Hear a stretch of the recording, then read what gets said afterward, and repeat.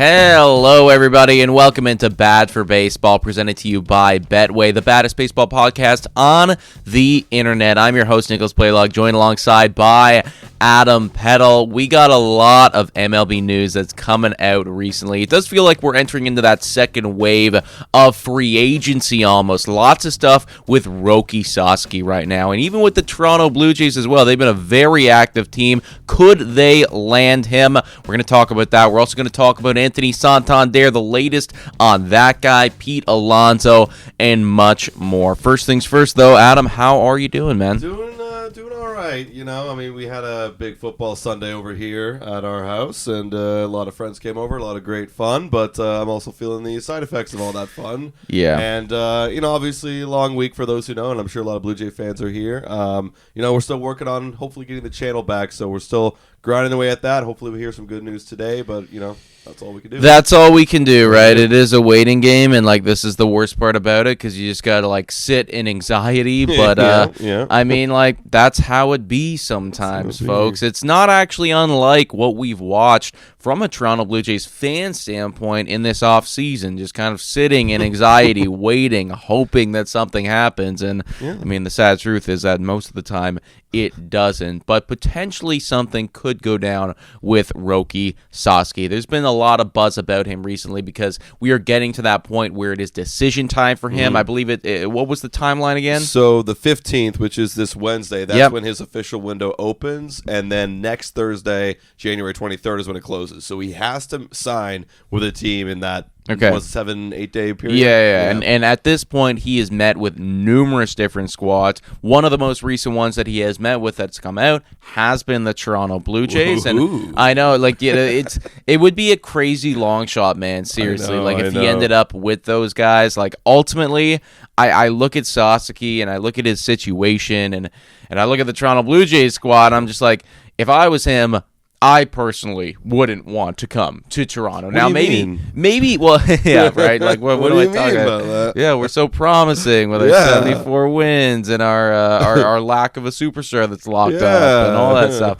But seriously, man, I mean, if I'm Sasaki, I just can't personally get over in my brain a reality where he doesn't end up with the LA Dodgers. Right. And I mean, there's this ESPN article, where they're talking about where Roki Sasaki's going to, and everyone does agree, it's going to be the Dodgers. One guy actually says, you know what, I actually don't think it's going to be Dodgers. A lot of them are agreeing Dodgers. One guy doesn't. The only point that he has is, well, maybe Roki wants to carve his own path in the MLB. He's going to get overshadowed by Yamamoto and Ohtani, and rightfully so, unless he comes out and he's the best pitcher in all of baseball. But he'll get overshadowed, and maybe he wants to carve his own path, but that's all speculation on what exactly he wants. I mean, it makes sense for the Dodgers because you do have those guys. You got guys you can relate to. You're building a strong Japanese team over there, another Japanese pitcher. Hell, Ohtani will be pitching this year. Think about how cool that would be, right? And it's on the West Coast as well. However, because it's on the West Coast, that is a big argument that why he'd go to the Dodgers, but that's why they're also including Padres as a potential option. Division rival, still a great city. People are even tossing in the Mariners as potential options. The Toronto Blue Jays, it feels like they're not even included in this conversation. It's great to see that Toronto's meeting with them and everything like that. Yeah. I love that for those guys. But yeah, I just find it difficult to believe. Even if we're to believe this one other guy right here, and he's like, oh well, Sasaki's big plan is he's going to carve his own path. All right, fair enough. That could be the case. I could buy into that. Right. I just think that there's so many other teams that, he might want to go to other than Toronto. And I do look at those San Diego Padres, and I'm like, probably a better built squad right now, closer to home for him. I think that you can project that you're going to be in the playoff race pretty much year in and year out with those San Diego Padres. Right. And also, too, he does get to carve his own path. So, I mean, it just feels like there's a lot better when money isn't a factor, I find it difficult to believe that he will come to the Blue Jays. Now, granted, we have seen some crazy shit happen before, like Ohtani ended up going to the Angels, and exactly. years ago you had Chris Bryant go to the Rockies. Nobody saw that come in. It was just like completely out of the woodwork, right? So occasionally, like there are these decisions that you know just mind-boggling. How did this happen? And it to me like that would be this. That would be the mind-boggling. If he did come to Toronto. Yeah, you know? yeah. I mean, Blue Jays have signed Japanese players in the past, but I mean, really, in terms of developing yourself as a starter, is Toronto really the place you want to go? Because look, I think a great argument for the Mariners is like, look how they develop starters. Like, think about the guy; he's still 23 years old. Like, he's literally still a prospect. If you think exactly, of it that way, yeah, and right? then like you got to learn how to pitch at the MLB level, Exactly. right? It's like a lot of people are projecting him to come in here and immediately be a superstar, Right. which that's a lot of pressure, right? Like, there's still, you're gonna have growing pains. You're gonna have time that you got to figure it out and develop, right? Like, we might not see the peak of Roki Sasaki for 4 or 5 years from now, absolutely. right? So like if I'm him, I wanna go to a spot that is going to help solidify my legacy and build me up. Is that Toronto? Is that Seattle? Is that the Dodgers? Like, Right. There's some good options for him, and it seems like every team that would help him do that, they're in the mix. Yeah, exactly, right. Now, it is, I guess, something to be noted that Roki did actually meet with Toronto in person. I believe the literal quote was like, he came to Toronto to meet with him. Right. So like so for him to actually come here is pretty impressive. I actually shout out to Rob Wong. I'm on his Twitter right now. He says, I know we all like to joke about the Jays, talking to big name free agents and never landing them, but I would say getting Roki Sasaki to meet with them in Toronto is still impressive. Like, that's something. It is. Now, I'll be honest, man. I wish he would have come at a different time because, like, the weather is shit right now. It's terrible. I'm sure Roki got here and he's like, "Holy crap, dude!" Like, what's the weather like in Japan? Like, are some areas snowing? I thought some areas were snowing. Well, I think it can be. Again, I'd be talking out of my ass right now, but I do think that it is, nicer, or I guess, I think because they're on the Maritimes, like they're on the coast, so I feel like their weather would be a little it's certainly bit more less consistent. chilly than Toronto is, Yeah, from my understanding anyway. Somebody in the comments, let us know, please. But that's the latest on Sasaki, so potentially some good news there that he's coming and meeting with them in person. But again, lots of hoops that Toronto's going to need to jump through, and other teams are going to need to jump through if they ultimately want to pry him away from those LA Dodgers. Let's move on to some other free agents, though, because the big names that are left on the board, you got Santander, you got Flaherty, you got Bregman, you got... Right now, the market for those individuals, it's hot, but it's not what they were initially looking for. And you're starting to see now maybe a little bit of a changing of strategy from Santander and from Flaherty and everything like that. Instead of maybe going out and getting the 5-year, the 6-year deal, or what have you, there's been talks that they might actually be looking for like a shorter term deal, lots of money right now. Yeah, I mean, think about what happened last year as this guy, Nick Deeds, this article writer from MLB Trade Rumors calls it, the Boris 4 from last year, Blake Snell, Cody Bellinger, Matt Chapman, Jonah Montgomery, those guys all signed those short term with player opt-outs, high AAV kind of deals because they didn't get the exact contract that they want. Let's start with Santander right now. I mean, the rumors out there is he's looking for that 5th year. And the whole talks have been like with the Toronto Blue Jays, how the Toronto Blue Jays want to pump in the AAV, but he wants that longer term deal. Well, what's a good compromise right here? Go get yourself a shorter term, maybe 2-year deal. Maybe that second year is an option year. Pump in the AAV, prove it once again, and then you can get that longer term deal. Because I think that's the big thing with Santander. Yes, he hit 44 bombs, but the batting average dropped. And I think people want to see something more consistent, I guess, in this latter half of his career. Well, ultimately, I mean, and then pay him the long term money. Yeah, I think the truth of the matter is that he's just not going to get a 5-year deal. Yeah, that's for the money that he wants. Yeah, right, that's right. Nobody's willing to do that right now, and now it's up to him to adjust, and he's got to decide. Okay, well, what would I prefer? Would I prefer to bet on myself a little bit? Potentially sign a 2-year deal where, I don't know, maybe the average annual, maybe it's a 2-year deal for $50 million, something like that, right? And you lock him in, and then it's like he's kind of betting on himself and hoping that, all right, I'm going to play 2 good years of baseball, and then I'll sign this exact same contract again. When I'm 32 years old, right? Does he want to go that route, or alternatively, does he want to take the, I don't know, $80 million that's on the table right now for a 4-year deal, right? It's like, what do you prefer? Either way, it doesn't look like you're going to get that fifth year that you're looking for. So now it's up to him to try to figure it out. And I think that's why, they're kind of fishing a little bit here as Camp's fishing, be like, well, we're open to shorter term deals because they kind of want to see, well, what's the type of money that could be on the table, right? Yeah, exactly. Now, I think that's not a bad idea. If you are, Anthony Santander, I was thinking, like, this would be the time to lock down like a 4, but I guess I don't know why he values that fifth year so darn much. I feel like there's ways around it. Like, you could add in an option at the end, but I don't know. What do I know about the contract? Well, add in an option, though. I mean, like, ultimately, though, if you add in an option, that's still just, him betting on still playing well until then, exactly, which he doesn't want to do. It's kind of the same thing. Right? It's like, ultimately, like, the truth of the matter is, he's worried that he's not going to be playing at the same level in 5 years, and so is everyone else. He wants them to pay him for it, and nobody wants to. That's it. I guess that's it, right? So, I mean, that's the thing. What would you prefer? I'm trying to think about, like, well, I just prefer a player. Ultimately, I would prefer, what's going to give me the most money, and I guess total, and that's what he's looking at right now. But if I had to decide between locking in a 4-year deal now, or doing this kind of shorter term thing and everything like that, I'd have to evaluate how my body's feeling, and I'd have to evaluate like how I'm feeling just as a whole right now. Right.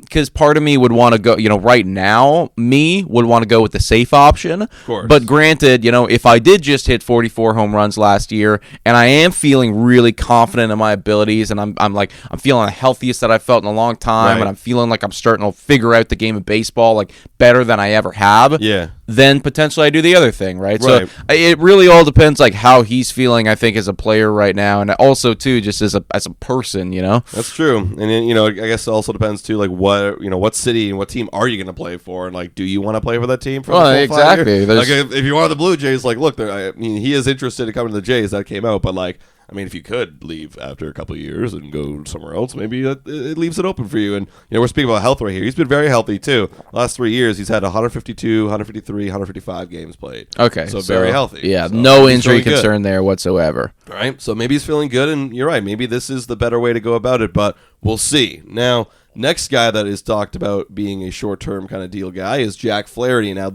I think this makes actually a lot more sense based on his track record, because last year he broke out finally for the first time since 2019. Like, he actually had a 3.17 ERA. He was phenomenal, right? Actually broke out, but the years prior, as we know, 4.99 in 2023, 4.25 in 2022. Injuries happening in 2021. It's like, we're not consistent. So he has one good year. He's going to be 29, which is very exciting. What kind of deal can you look for? Maybe this makes more sense for him to prove it and then get the bag afterwards. Get a longer bag. Well, like, I just, again, there's questions. There's questions with all the remaining free agents, right? There's questions with him. There's questions with Bregman. There's questions with Santander, Alonso, everything. And, all these guys, like, they do want the locked-in money for the most amount of years as possible, right? Yeah. I want it to be secure, guaranteed money, but ultimately, just nobody wants to give that to you when we've only seen one really good year in the last, 4. Exactly. And we've seen a lot of injuries with you. So I would love Jack Flaherty on my baseball team, but am I willing to invest $100 million into him? Like, if that's my money, like, if that's actually my money and I have to give $100 million to this guy, I'm going, I don't know anymore. So, I do think that a shorter-term deal is probably where he's going to land and where he's going to end up. I'm sure that he would prefer a longer-term deal. But, if I was him and if I was a, just any standard baseball team, I think a 1-year deal for Jack Flaherty, actually, for something like $25 million or something like that would be a great option. Hell yeah. It's like, because from his standpoint, well, okay, I get a lot of money right now, today, paying me for my last year. Then I go out. I do need to prove it again to everybody. But once I do, I'm still only going to be 30 years old, and people pay pitchers at 30 years old, especially if I had a good year. Look at what Blake Snell did. I know Blake Snell's won some Cy Youngs, and he's been very, very special for a long time, but he's also had a rocky road, and then he finally proved it. Even last year, he had a rocky road. Like, he was injured to begin the year, was terrible, got hurt, then came back and was phenomenal, and then he got paid. But it was like enough where people were like, all right, we've seen enough of who you are. We know who you are. Yeah. And we're willing to pay for that extreme upside. Exactly. Right? And ultimately, like, let's just say that Flaherty comes out and he does exactly what he did last year again. Mm-hmm. Well, if I'm a baseball team right now, I'm looking at that and going, okay, well, we've just seen 2 back-to-back years, fully healthy, very good. You know, you look at all the sabermetrics, it's like check, check, check. That's all looking good right there. Seems like you figured something out.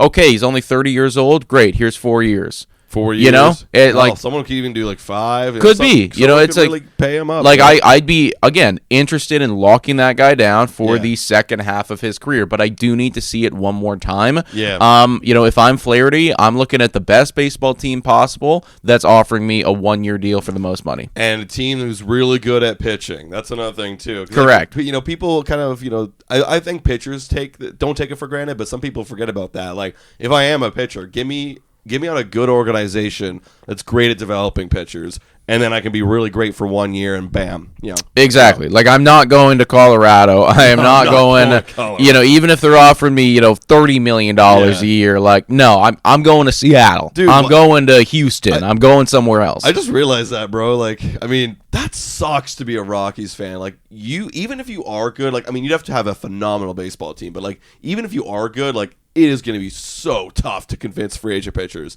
to come play for you. Yeah, well, of course. Yeah, exactly. Like, you need to offer them more money than everyone else by a long shot. Like, you got to do what you did to Chris Bryant, just like overpay through the roof here. Yeah. And like that's gonna be it. You know, like honestly, the way that the Rockies, you know, can't believe we're talking about the Rockies right now. Who the fuck talks about them? But the way that the Rockies actually become a good baseball team is like they have just got to hit the most home runs.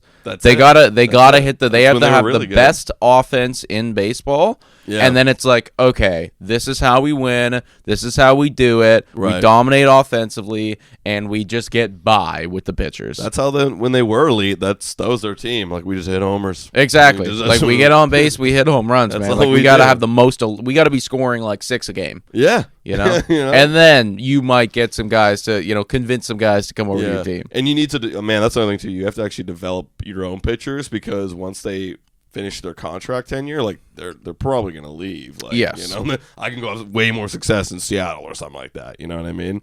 Let's talk about one more guy here, Pete Alonso. Pete Alonso is apparently offering the Mets a contract.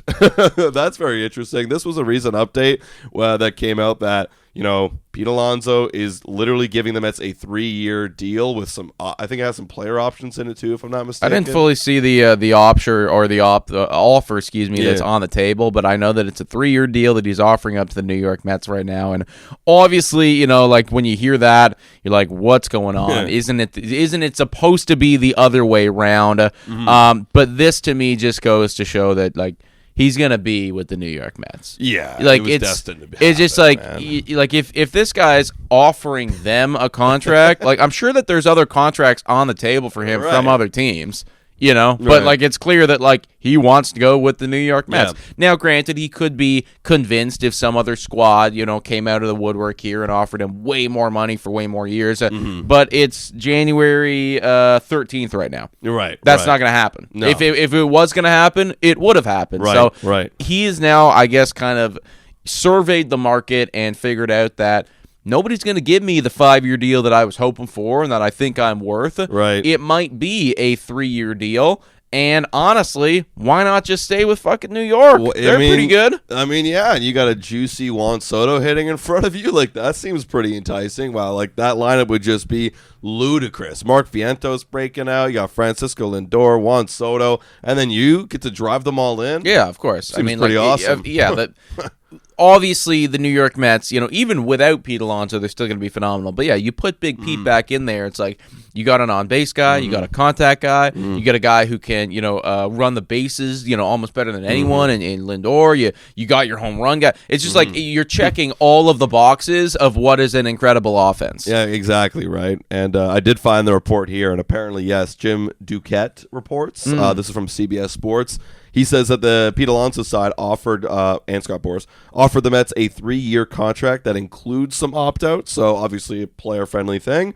And then also he goes on to say it's widely believed that the Mets have some interest in bringing him back, the highly popular Pete Alonso. So we'll see. I mean, for me, I don't know what the holdup is. Like what? It's abundantly clear, man, that baseball, or I guess the people in the room who claim that they know baseball, Right. know something about Pete Alonso that we don't know. Yeah, or are projecting that he is going to, fall off a steep cliff. That's like that's what everyone's projecting. Exactly. He's That's gonna suck. Like that's what? the thing. Like everyone in, like all of the like experts in Yeah. their room that do the fucking algorithms and mathematics and stuff. Yeah. They're looking at Pete Alonso. They're looking at the sabermetrics, and they've decided that this is not going to be somebody that ages well. Right. And because across you're seeing it. You look at the history and you're like, well, what the fuck? Like this, this guy won Rookie of the Year. 50 home runs. Right. Like the guy's phenomenal. But no, like everybody in that room has decided that with age, it's not going to work out. Now, personally, I would love to see what it is that they're using right now to figure this out. Right. I would love Pete Alonso on my baseball team because I still believe in it. I believe in the talent. I believe in what he can do, and I do think that year in and year out, maybe not when he's 36, but as at least for the next 3 years, is going to be a very serviceable, middle of the lineup type of guy. But yeah, man, I mean, the Pete Alonso market right now, it's a kind of a shocking one. It is, and like I get it. Like there's people out there that will say, well, he's a 30-year-old first baseman who, let's face it, terrible defense. Terrible defense. He's not like in the best physique. Like, he's gonna age terribly. Like he's just gonna fall off the cliff. And I'm looking at his percentiles, and it's like, yeah, like obviously, what do you think is the best skill that he's got? He's got, expected slugging's really high up there. The bat speed's really high up there. Barrels, hard hit. But the things that are weak are the expected batting averages, the chase rates, the whiff, the strikeout rate. Like, if one of those other things falls off, like if he just has 1 year where he's not barreling up as much, yeah, then I could see how that turns really bad. But that's why you're only giving him 3 years. Yeah. Like, just smash it. Like, eventually the fall off will happen. It happens to everybody. But I think you just got to smash it and just put him in the lineup and forget it. Well, of course, and again, like, especially for the New York Mets, like, if I was them, this is a no-brainer for me. Yeah. Because, like, that guy means so much to your ball team. Oh, yeah. Like, I think about the New York Mets, and when I really think about their identity, like, Pete Alonso comes to mind because he's like your homegrown talent, right? He's won the home run derby with you, and that's the guy that I think of right now. So if I'm Steve Cohen, like, I know that you don't need him, but I would definitely want him, and I would want to have him back. I think that like he really adds another element to that lineup that right now, without him, they're kind of missing. Yeah, like I'm looking at their lineup, but like I said, Lindor, Soto, Vientos, they got Brandon Nimmo, Starlin Monte. My goodness, they have a good team. No, it is phenomenal. Again, they don't need him, but like, it would be really good. Like, look, you sign Juan Soto, you might as well go all the way in. And like they've been trying to build that pitching staff back up, and they're doing a pretty decent job. They have Senga, Montes, Minaya. Like, just go at Pete Alonso, and I think you have had a wonderful, wonderful offseason. Let's move on, guys. Let's give a quick shout-out to the sponsor of this podcast, Betway. Hit your picks and knock it out of the park with Betway. Scan the QR code on the screen or click the link in the details section to join the action. Must play responsibly. Must be 19 years or older. And go check it out, guys. We got Minnesota and the Rams tonight. It's the final game of this wild card weekend. Rams, they're at home, and they're the underdogs against the Vikings, who lost to the Detroit Lions last week. Heartbreaker. I mean, damn, like they got smoked, and they were hoping to win that 1 seed, but they didn't. What are your thoughts on this one here, Nick? What do you think, Rams or Minnesota? I think that Minnesota's the better football team, but I just like taking the home underdog, especially like this is a playoff game. Like, it's not like the Rams are bad. Like, the Rams are pretty good actually, and they've been kind of finding their stride. So for me, like, to get plus money on on a playoff team at home, I think all of those things to me is making me lean Rams. Right. Don't get it twisted though. I think the Minnesota Vikings are a good football team. Right. But I just think that it's more profitable to go with Rams. Yeah, no, I hear you. Like, if I could take an alternate spread, maybe like Rams plus money and make it work where it's like, maybe a little bit less than double your money, make it a little bit safer. Like give them a couple points or something? Give them because right now I'm seeing the spread, like it's plus, they have one plus 2.5, but there's some alternate ones down there. I'd probably go with like a plus 5.5 plus 4.5 feel really good, and that actually feels like a pretty good lock. Yeah, of course. Again, like home underdogs, statistically, they do. You will win more money with home underdogs. That's just the way of it. So I mean, like Minnesota's good, but so is LA. Puka Nakua's a beast. Yeah. Matthew Stafford's kind of finding his rhythm right now. Yeah, so I think I like the Rams. Puka Nakua's hilarious. Does he even know he's in the playoffs right now? I don't know, man. I don't know. Yeah. You guys watch football, you'll know about that. Puka doesn't even know what division he plays in. All right, let's shout out to Betway once again, guys. Go check it out. Click the link in the details. We had a signing that happened on Friday with the Toronto Blue Jays. But there's a little bit of drama and some interesting notes here. The Blue Jays signed Jeff Hoffman to a 3-year deal with $33 million. But that was after the fact that the Orioles were going to offer him a 3-year deal for $40 million. But they turned it down because they said, there's something in his shoulder that we don't like. There's something damaged over here. And they pulled out. And the Blue Jays, who were always runners-up, and it seemed like they were going to be a runner-up again, they go and get the first-place trophy in Jeff Hoffman. I want to talk about this because we actually didn't bring this up when we talked about it on our social media the other day for the Blue Jays Today socials. But is it concerning to you that the Blue Jays were like, let me just go and get this guy anyways, after it was reported that some damage was seen in his shoulder?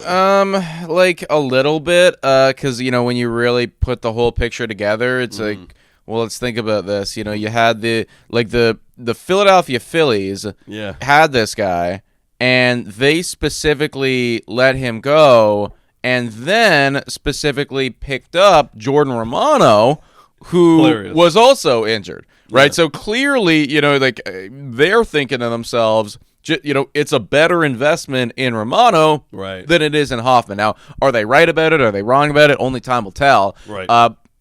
It is concerning, but this is one of those things where I just gotta have faith in the people that know these things, and I'm assuming and hoping that you wouldn't pay $33 million for somebody who's broken. Yeah. Right? There must have been somebody that looked at this shit and decided, okay, there's a little something there, but we can make it work. Yeah, that's what I'm assuming. But also it's kind of freaky. Like, why would the Orioles pull out so hard then? Well, but the Orioles, here's the thing, because what I heard is the Orioles, they pulled out from their $40 million, but then they offered a follow-up contract. Oh, did they? So, a little bit less, obviously, right? Okay. It's one of those things. So, I mean, they were still interested. Again, I think it's one of those things where, if you play sports for a long period of time, you're going to accrue damage. There's just going to be damage. Now, this is a 32-year-old who's been playing sports for most of his life. You are going to accrue damage. That has happened at this point. There's something in his shoulder, not enough to make everyone be like, we don't want you, but enough to go, well, $40 million's a bit too much money. How about 30? And I think that's roughly around where their offer was, and then inevitably he went with the Toronto Blue Jays on it. So, yes, concerning, but they're still willing to invest $33 million, so I'm going to trust that. Yeah, no, I'm with you in the same boat where I was concerned, but I don't know. I'm just trying not to think about it because I just want players to play for the Blue Jays. That's literally and also reason. Too, man. Again, I'm sure that this shit happens all the time that we don't hear about. You know what I mean? You get physicals done, and there's a little something in your knee or a little something here, right? We just never hear about it. Right. Just it just so happens that with the way of that this kind of got reported, it's now it's a talking point. Right. I'm not putting too much weight on it.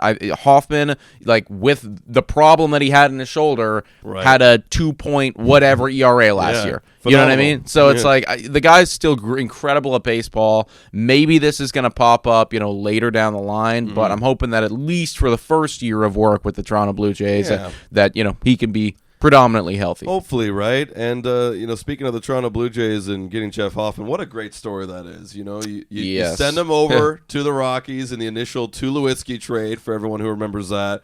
And he was a former first-round pick. That's the year when Alex Anthopoulos, way back when, was the general manager of the Toronto Blue Jays, said, F it all, let's just fire off all of our prospects and get a winning team. And they did win. You go to the ALCS back-to-back years.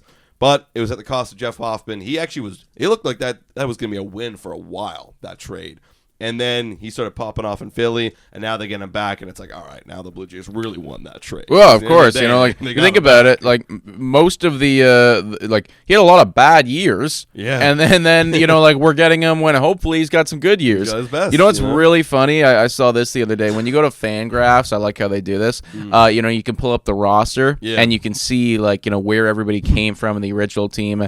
The only guy that is original is Jeff Hoffman from the Toronto Blue Jays. Like everybody else has come from a different location, different team. A lot of Chicago's in here, LA's, everything like that. Jeff Hoffman is the only one who's a quote unquote original Blue Jay, even though it's like kind of not even really because we haven't seen him play yet with us. But it's so funny. Like I am looking at the same thing too, and I'm looking at like even the lineup and the bench. Like there's not much homegrown talent here. No, dude. Like, legitimately, we have 3 homegrown talents in the lineup, being Alejandro Kirk, Bo Bichette, and Vladimir Guerrero Jr., and 2 of those guys could walk next year. Yeah, right? So, like, yeah. It's funny because you also see, like, you see, like, which teams that your general manager, Ross Atkins, really enjoys. Like, there's lots of Houston guys in here. Yes. 4 Houston players and 1 on the bench, too. A couple Cleveland's in there, too, which makes sense. Yeah. Yeah, remember, what's his name? Oh, my God, he was such a meme. Looked like Waluigi at the plate.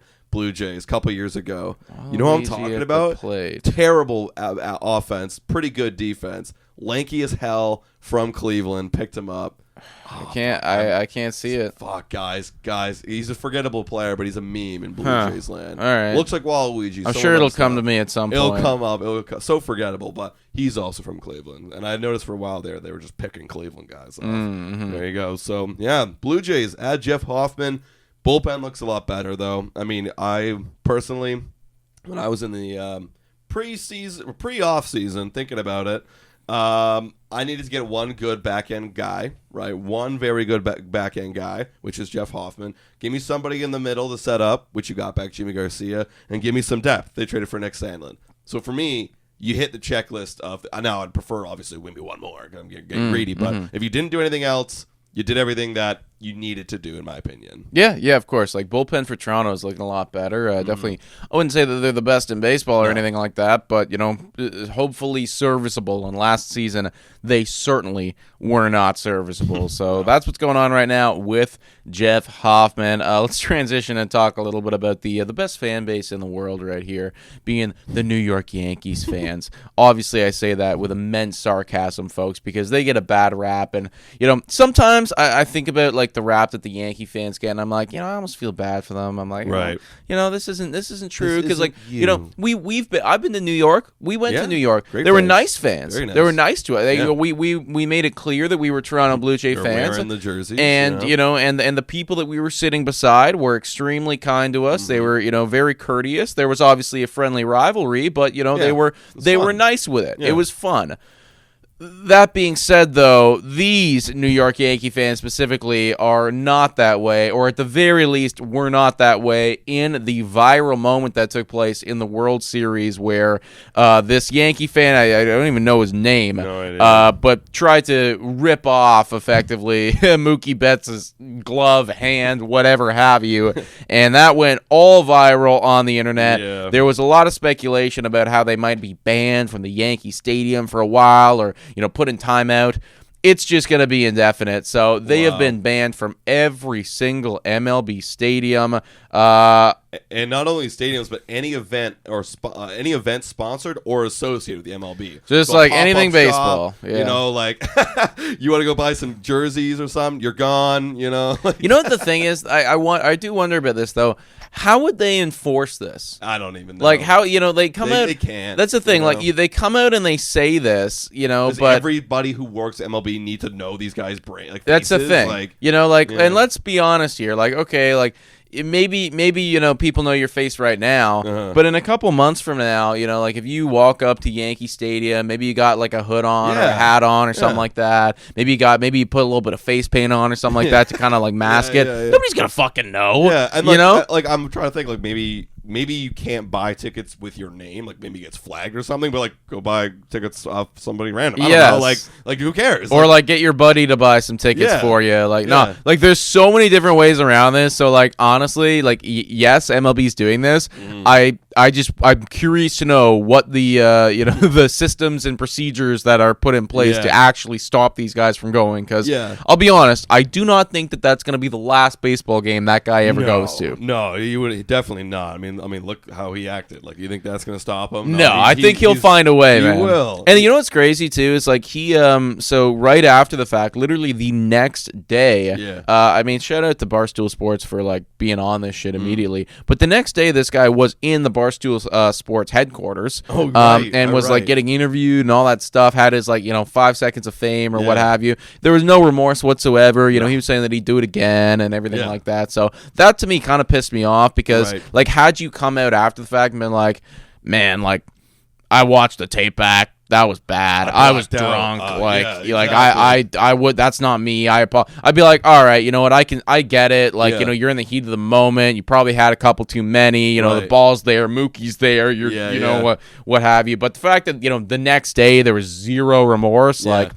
Yo, do you remember that Rob Gronkowski? He said that he actually knew the guy. Yes. Yeah, and he's like not surprised that he would do something like this. Yeah, because apparently he was like, this guy was like really good at hockey, like in college or something like that.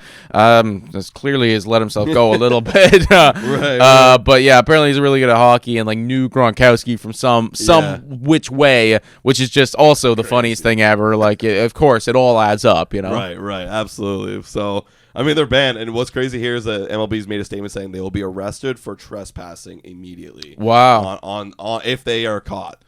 So okay, that's a bit of a. I guess that right there is kind of like how they stop them. Then it's just like a fear tactic because ultimately, I don't know how they're going to enforce them, but like. I would be concerned, if I went to a baseball game, I'd have a hard time having fun if I was that guy. Because I'd be like worried. It's like, I don't want anybody to notice me and like I get arrested or anything like that. Just wear like a face mask or something. Well, that's the thing. Like if you come with, if you come in something, like I'm sure there's ways around it, but just on that 5% chance that like somebody notices you, like the guy selling beer notices your face, and it's like, oh shit, like you're always gonna be on edge, or maybe you just gotta like wait a couple years. Cool down. Everyone forgets. That's the thing. Let's be honest. I won't remember this. No. And like legitimately, a year from now, I will not remember this guy's face. I'll have no idea. It won't matter. So that's the thing. Like, I'm sure he will go to more baseball games in his life. But for right now, anyways, permanent ban. There you go, guys. So that's the latest MLB news, rumors, headlines around the league and on the internet. We're going to be posting more here on Bat for Baseball. This Thursday, we'll have another podcast coming out, so stay tuned for that. And as well, if you guys are from Blue Jays today, hopefully we'll get some news about our channel. Hopefully it comes back. We'll keep you guys posted on that. Yeah, thank you so much for watching, everybody. We'll catch you next time. Cheers.